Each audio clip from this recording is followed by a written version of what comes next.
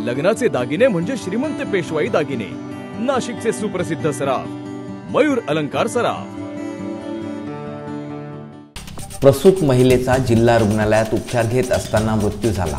वैद्यकीय हलगर्जीपणामुळे महिलेचा मृत्यू झाल्याचा आरोप करीत कुटुंबीयांनी शवविच्छेदनाचे चित्रीकरण करण्याची मागणी केली। या घटनेनंतर रुग्णालयाने तातडीने चौकशी समिती स्थापन केली असून तिच्या अहवालानंतर संबंधितांवर कारवाईची टांगती तलवार आहे। तळेगाव तालुका दिंडोरी येथील शीतल निलेश मोरे वय 23 हल्ली राहणार हरिकमल हाइट्स चेतनानगर ही विवाहिता बुधवारी दिनांक 1 रोजी रात्री जिल्हा रुग्णालयात प्रसूतीसाठी दाखल झाली होती। मध्यरात्री तिने गोंडस मुलीस जन्म दिला होता। बाळंतीण ठणठणीत असताना गुरुवारी महिलेच्या पोटात अचानक दुख लागल्याने वैद्यकीय उपचार करण्यात आले। शुक्रवारी मध्यरात्री उपचार सुरू असताना शीतल मोरे यांचा मृत्यू झाला। या घटनेनंतर कुटुंबियांनी संताप व्यक्त केला।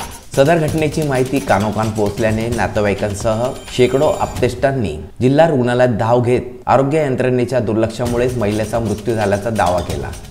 हा जो प्रकार झाला हलगर्जीपणाचा, याच्यामुळे जे मृत्यू झाला ते एका महिलेचा, आमच्या बहीण होती तिचा, तर असे प्रकार खूप सारे झालेले पण समोर कोणी येत नाही। एक तर आले तर हे दाबून टाकता, पोलीस स्टेशन दाबता, हे दाबता। सकाळी सायंकाळी 9 वाजता घडलेली घटना आणि 1:30 वाजता पोलीस स्टेशनला कळवतात। ते पण कुठल्या पोलीस स्टेशनला? इंदिरानगरच्या पोलीस स्टेशनचा कुठल्याही प्रकारचा संबंध नाही।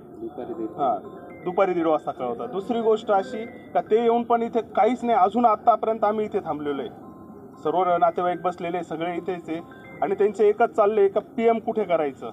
आता इथे जर PM नाही होते तर यांनी रेफर करायचं, यांच्याकडे अधिकारी तर हे दुसऱ्यांच्या अंगावर ढकलताय। आम्ही न्याय कोणाकडे मागायचा? सरकारवाड्याकडे मागायचा का इंदिरानगरकडे मागायचा?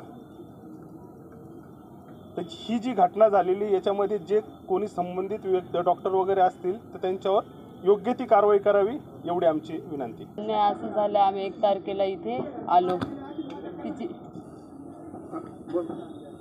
अन्याय असं झालं का आम्ही 1 तारखेला इकडे आलो, तिकडे जिकडे प्रायव्हेट ट्रीटमेंट चालू होती तिकडे बाळाला म्हणे काचेच्या पेटीत ठेवायची आवश्यकता आहे, आमच्याकडे ते हजर नाही, सिव्हिलला जा तिथे तुम्ही करू शकता।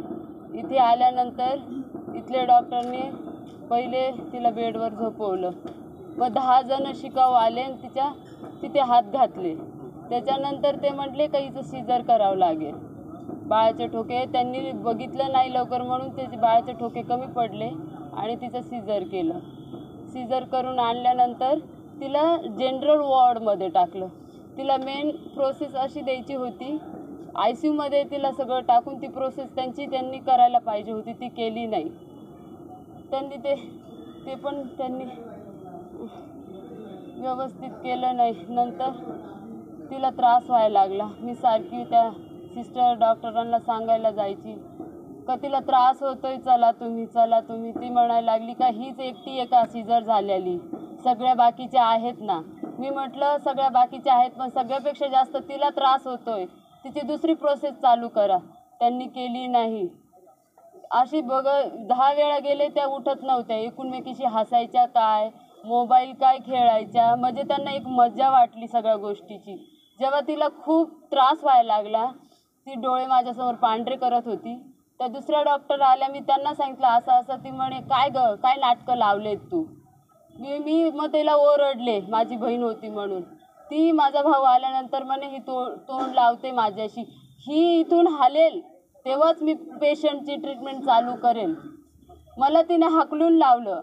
नंतर माझ्या दादाला म्हणते का सीझर झाल्यानंतर होतोच हा त्रास, पण बाकी बायांना नव्हता होत, तिलाच का होत होता। मला न्याय पाहिजे आणि जे जे होते